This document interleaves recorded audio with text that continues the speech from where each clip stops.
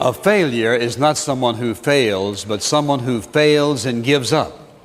In all of our lives, there are past sins, things for which we're ashamed of, feel so unworthy to come to God and ask Him to forgive us, and yet He tells us very clearly in His Word what His response to our past failures, our shame, our sins, our guilt. God will allow His children to choose, if they choose to do so. He will allow us to walk away, to live in sin if we choose to, because God respects our free will. Now listen carefully. All of us have a free will with certain limitations. There is no such thing. There is no such thing as an absolutely free will. God, who is sovereign in this universe, has restraints on everyone. He may appear to have less restraints on some than others, but He has restraints ultimately on everyone. There's no such thing as an absolutely free will. But He does respect our desires and our will, that if we choose to walk away, He allows us to walk away. But friend, you just heard it, and that's the way it is. There's a downward spiral of sin that leads ultimately to despair and desperation and either destruction or deliverance.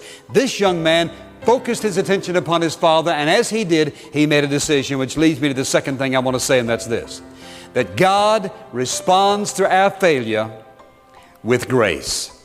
God responds to our failure with grace. Now, there is a dramatic picture here and a comparison of something I want you to see here in just a moment. He responds to our failure with grace. Are you grounded in your giftedness? If you're grounded in your giftedness and you fail, your faith falls apart. Are you grounded in grace, or are you grounded in your feelings? Are you grounded in grace, or are you grounded in the latest blessing God gave you? Are you grounded in grace, or are you grounded in your goals? Because you're not going to reach all of them. 21 says, yet this I call to mind, and therefore, that's my favorite word in the Bible today. Therefore, I have hope.